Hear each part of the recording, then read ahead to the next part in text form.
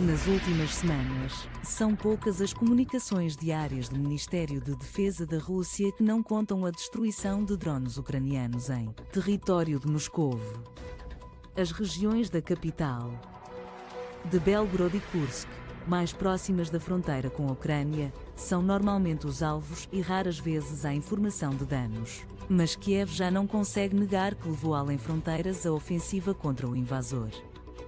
O próprio presidente ucraniano já tinha alertado, no final de julho, que os ataques em território russo eram inevitáveis, naturais e parte de um processo absolutamente justo. Gradualmente, a guerra está a regressar ao território da Rússia, aos seus centros simbólicos e bases militares, assinalava Volodymyr Zelensky.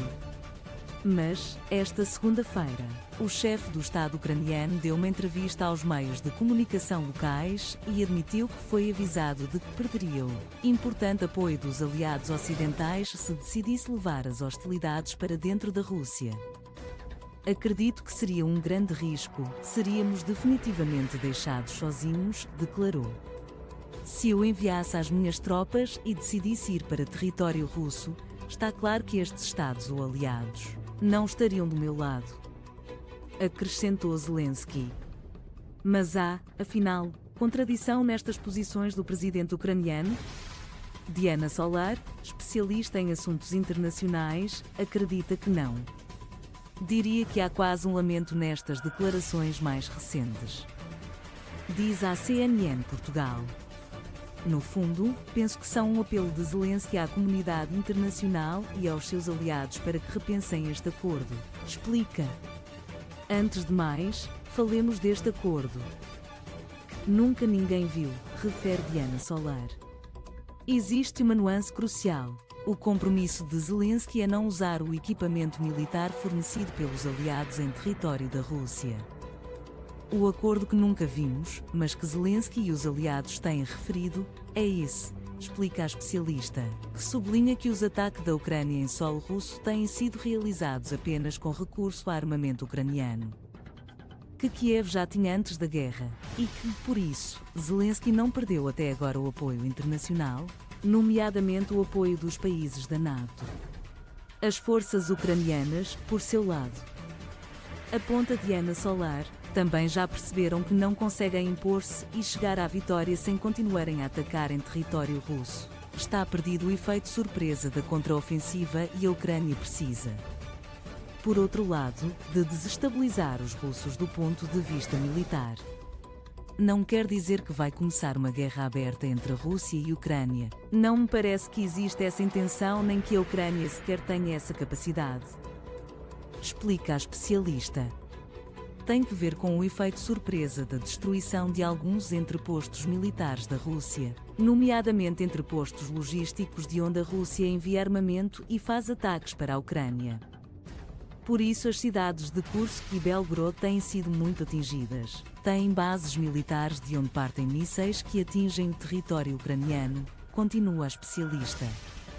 Para Diana Solar, os ataques ucranianos em território de Moscovo têm, portanto, uma dupla vertente. Por um lado, impedem a Rússia de continuar a fazer ataques, especialmente porque vem aí o inverno e a Rússia vai usar meios aéreos e mísseis para tentar destruir infraestruturas críticas da Ucrânia.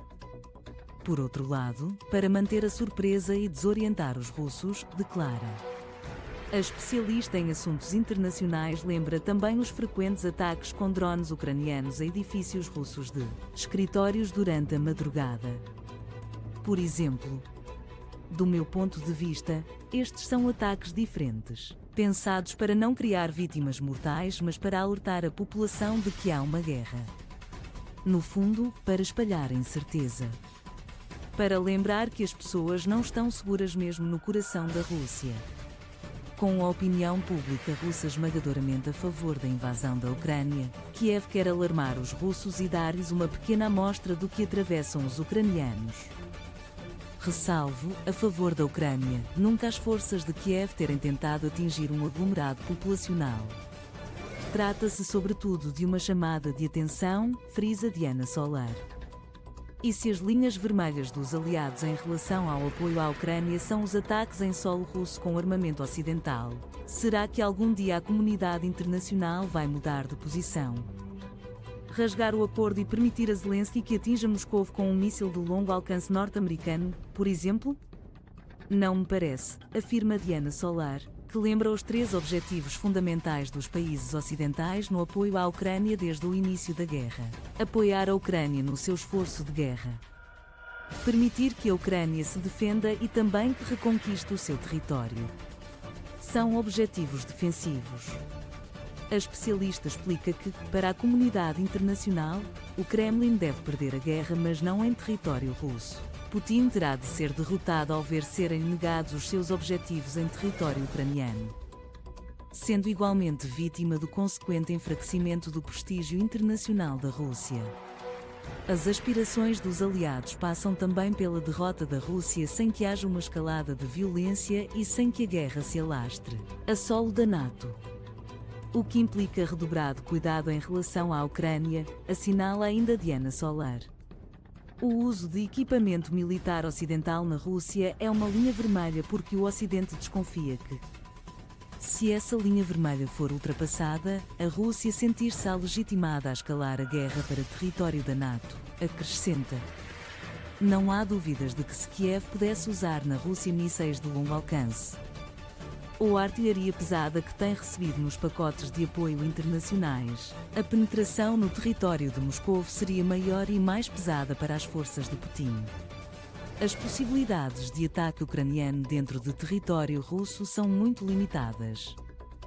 Aponta Diana Solar. A lógica é que houvesse diferenças significativas, admite a especialista em assuntos internacionais. Mas a que custo? Provavelmente, um custo que a Ucrânia não quer, nem pode, pagar.